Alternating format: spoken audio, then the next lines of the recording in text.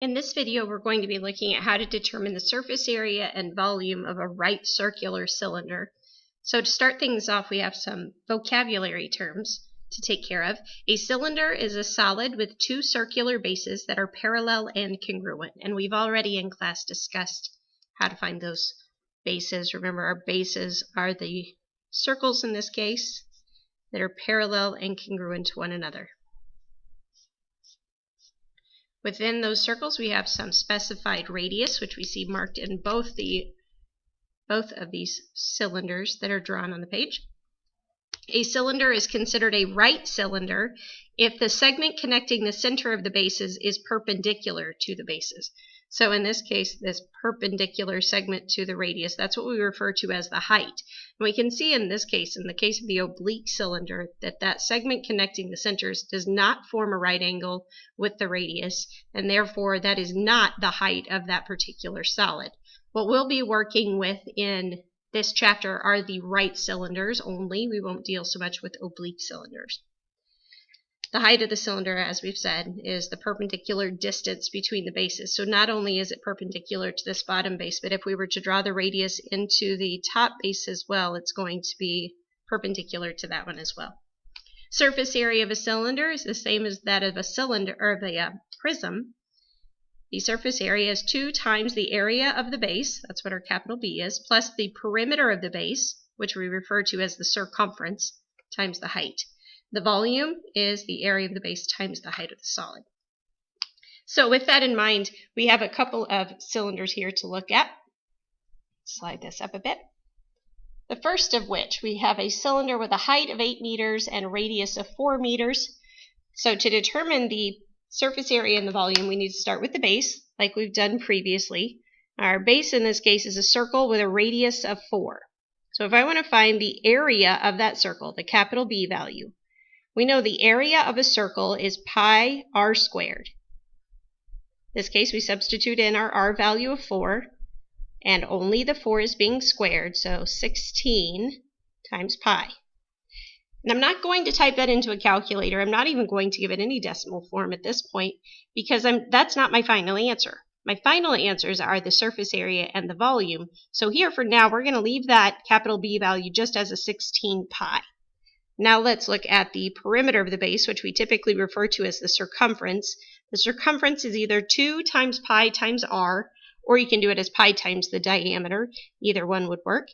So 2 pi r. Substitute in our value of r, and we get 2 times pi times 4. Commutative property of multiplication says that 2 times 4 should give us 8 pi.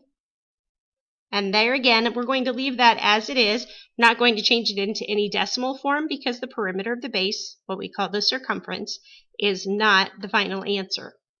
Now with those two values, along with the height of the solid that we know is our h value, so h in this case is 8, we're ready to find the surface area and the volume.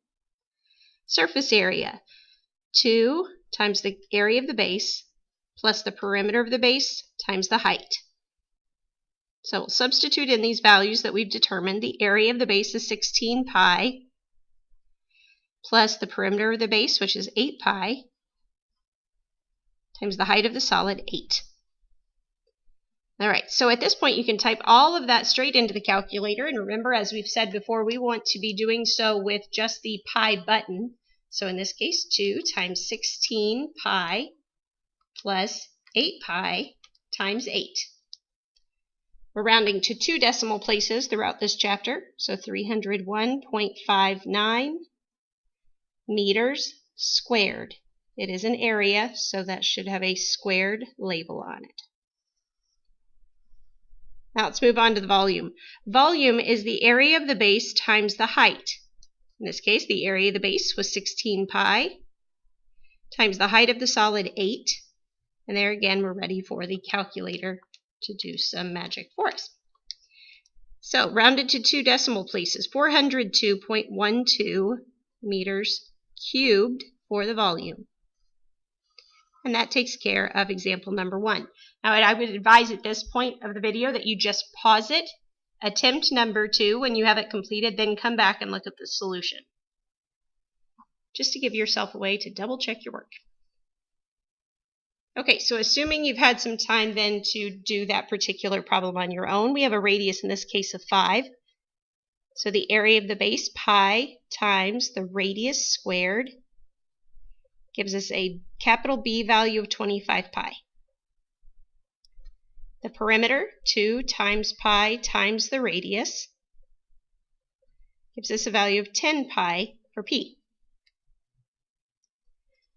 Surface area, 2 capital B plus capital P H. 2 times, substitute those values in, 25 pi plus 10 pi times the height of the solid, so H is now 12 in this case, and type it into a calculator.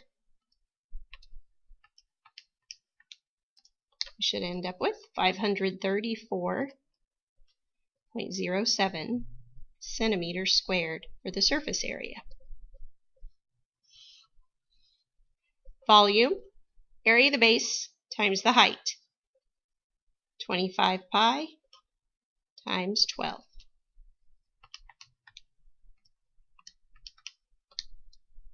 Gives us a value for the volume of 942.48 centimeters cubed.